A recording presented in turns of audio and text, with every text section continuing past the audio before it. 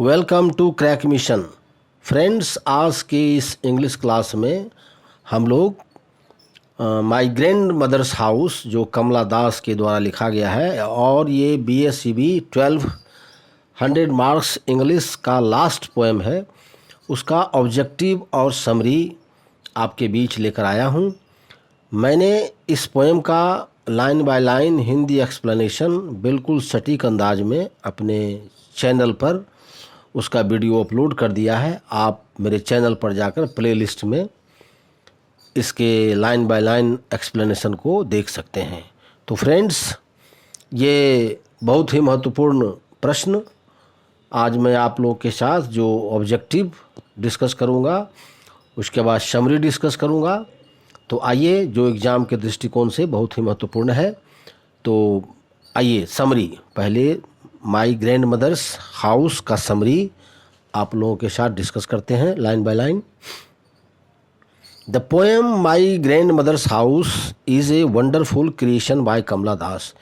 ये जो poem grand mother house है, ये वंडरफुल, एक कहिए आश्चर्यजनक, ये चकित कर देने वाला कृति है उनकी, कमला दास की। ये बहुत ही बेजोर उनकी कृति है माई ग्रैंड मदर हाउस, और ये ऑटोबायोग्राफिकल क्रिटिक है उनकी। तो in this poem she has written about the grand mother's house. इस कविता में उन्होंने अपने दादी, जिसको मामा भी लोग बोलते हैं कभी देहात में, दादी के घर के बारे में बताया है। जो उनकी दादी थी, कमला दास की दादी, उनका जो घर था, उनके दादी का जो घर था, उसके बारे में वर्णन किया है कमला दास ने इस पोएम में। She also use to live with her. ये जो पोएट थी कमला दास, कवित्री, ये भी उस घर में रहती थी। किनके साथ? अपने दादी के साथ। विथ हर ग्रैंड मदर, अपने दादी के साथ। इन दैट हाउस, उस घर में वह अपने दादी के साथ रहती थी कमला दास। और देयर, वहाँ, she and her grand mother live a very happy life. और वहाँ क्या होता था कि शी यानी कमला दास एंड हर ग्रैंड मदर, और उसकी जो दादी थी, live a very happy years, बहुत ही खुशीपूर्वक रहती थी, बहुत आनंद से रहती थी, बहुत खुशनुमा अनुभव महसूस करती थी। Everything around that house was very good. और सब कुछ उस घर के जो आसपास था वो बहुत ही अच्छा था। But when her grand mother died, लेकिन जब उनकी दादी मर गई, and the speaker lived in another palace, और ये जो स्पीकर हैं, स्पीकर कौन है? तो कमला दास। ये जो कमला दास हैं जो स्पीकर हैं, and the speaker lived in another palace, और ये जो स्पीकर हैं दूसरे जगह पर रह रही हैं। The house become in bad condition. तब क्या होता है? ये हाउस का जो कंडीशन होता है, जो स्थिति होती है, वह बहुत खराब हो जाता है। She finds her self alone. वह अपने आप को अकेला महसूस करती है। जब उसकी दादी मर जाती है तो अपने आप को अकेला महसूस करती है। She remembers her past. वह अपने बीते हुए दिनों की याद करती है। When she visits her old house, जब वह घर को देखने जाती है तो वह अपने बीते दिनों को याद करती है। The present condition of the house is a fearful. और जो वर्तमान स्थिति है उस घर का, क्या है? बहुत डरावना है। ये बहुत डरावना हो गया है वर्तमान स्थिति उस घर का। The poets want to take from this palace an armful of darknesses. ये जो कवित्री हैं, ये क्या चाहती हैं? वांट्स टू टेक, वहाँ से ले जाना चाहती है, फ्रॉम दिस पैलेस, उस जगह से। कहाँ से? अपने दादी के घर से। N armful of darkness, एक बाहें भरकर, मैंने एक अपने बाहों में भरकर उस अंधेरे को ले जाना चाहती है। एट हर हाउस, अपने घर पर। अपने दादी के घर जब आती है कवित्री, तो अपने दादी के घर से वह अपने बाहों में भरकर उस अंधेरे को ले जाना चाहती है। और कहाँ ले जाना चाहती हैं? Where she use to live, जहाँ वह रहती हैं, जहाँ ये कवित्री रहती हैं, वहाँ उस अंधेरे को अपने बाहों में भरकर ले जाना चाहती हैं। She wants to put this darkness safely in her bedroom.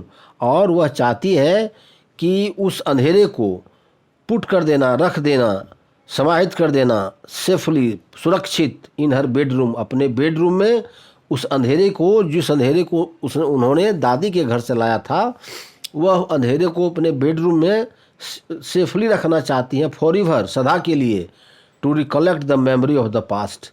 क्योंकि ये जो अंधेरा है वह क्या है, उनका recollect the memory of past, उनका जो पहले का दिन था, जो बीता हुआ दिन था दादी के साथ, उसको मेमोरी के रूप में पोइट रखना चाहती हैं। दस शी रिच देयर, और इस प्रकार जब वो अपने दादी के घर पहुंचती है, एंड रिसीव लव, और प्यार पाती है। ये दादी उनकी मर गई हैं, तब भी वह प्यार पाती वहाँ पहुंचकर, which she begged as a stranger, जो जिस प्यार की तलाश के लिए वह दूसरे जो अनजाने लोग हैं उसके दरवाजे पर जाती है, उस प्यार को वो अपने वह दादी के दरवाजे पर, दादी के घर पर प्राप्त करती है। तो फ्रेंड्स, ये समरी हुआ। अगर ये मेरा वीडियो आपको अच्छा लग रहा है तो इसको लाइक कीजिए, मेरे इस चैनल को सब्सक्राइब कीजिए, अपने दोस्तों के साथ शेयर कीजिए, कमेंट जरूर कीजिए वीडियो कैसा लगा। आइए अब ऑब्जेक्टिव, ये महत्वपूर्ण ऑब्जेक्टिव, और मैंने 21 ऑब्जेक्टिव किया है जो महत्वपूर्ण है और इससे बाहर आपके एग्जाम में नहीं आएगा। Who has compose the poem my grand mother's house, इसका आंसर हो गया कमला दास। इस पोएम को किसने कंपोज किया है, माई ग्रैंड मदर हाउस को, तो Kamala Das. Next, who is the speaker in my grand mother house, grand mother house का स्पीकर कौन है, वक्ता कौन है, तो ये कमला दास है। कमला दास खुद वक्ता है। माई grand mother house was published in, ये ग्रैंड मदर हाउस पब्लिश्ड जो हुआ, ये देखिए, ये समर इन कोलकाता में पब्लिश्ड हुआ था, और समर इन कलकत्ता जो पब्लिश्ड हुआ था ये 1963 को हुआ था। तो 1963 इसका आंसर हो गया। बहुत जगह इसका आंसर लोग 65 दिए हैं, अदर जगह क्वेश्चन देखिएगा, लेकिन वो गलत है, 1963 है, चूँकि समर इन कलकत्ता में ये माई ग्रैंड मदर हाउस समाहित है, और समर इन कलकत्ता 1963 में पब्लिश्ड हो गया था, इसलिए ये 1963 इसका आंसर हुआ। Next, my grand mother's house is, क्या है, ये लिरिक है, एक लिरिक है ये। कमला दास वाज बोर्न इन, कमला दास का जन्म कब हुआ था, तो ये 1934, 1934 में। कमला दास का जन्म 31 मार्च 1934 को हुआ था। Next, Kamala Das is an, क्या है, Indian poet, Indian poet. Kamala Das is an Indian poets, कवित्री, पोएटेसेस कवित्री हैं। कमला दास एक भारतीय कवित्री हैं। Next, Kamala Das is talking about her who is dead now, talking, Kamala Das is talking about her grand mother, ये ग्रैंड मदर होगा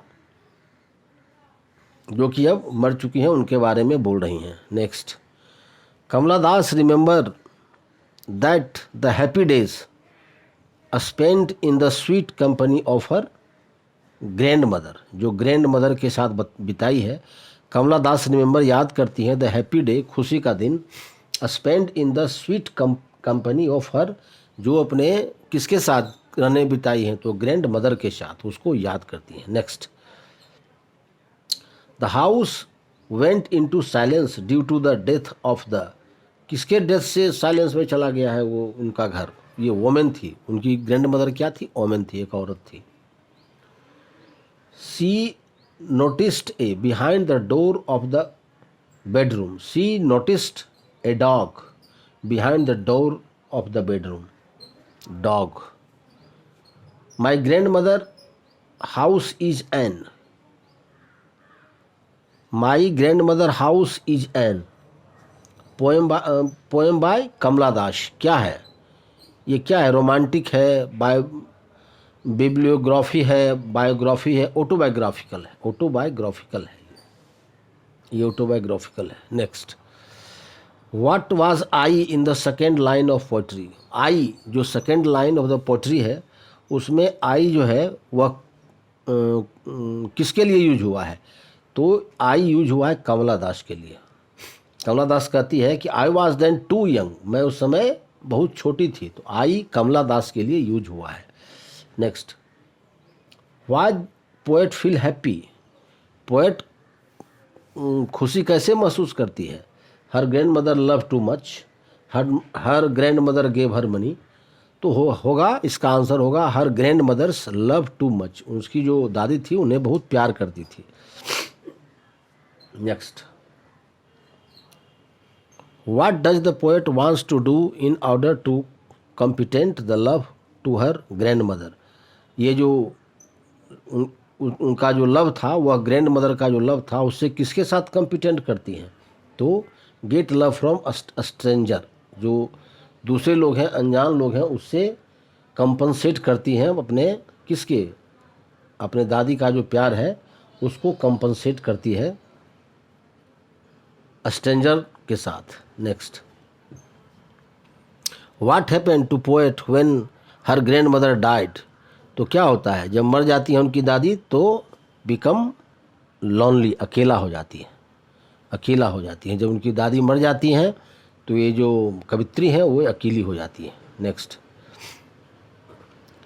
इन she was listed for Nobel prize in 1984, 1984 में she was listed for Nobel prize, इसका answer हो गया 1984। Next, her autobiographical published in, उनका जो autobiographical ये कब पब्लिश्ड हुआ था, तो इनका ऑटोबायोग्राफिकल जो पब्लिश्ड हुआ था 1976 में इनका ऑटोबायोग्राफिकल पब्लिश्ड हुआ था। Next, Kamala Das is a, कौन थी, पोएट एंड राइटर, वो पोएट एंड राइटर थी कमला दास। नेक्स्ट,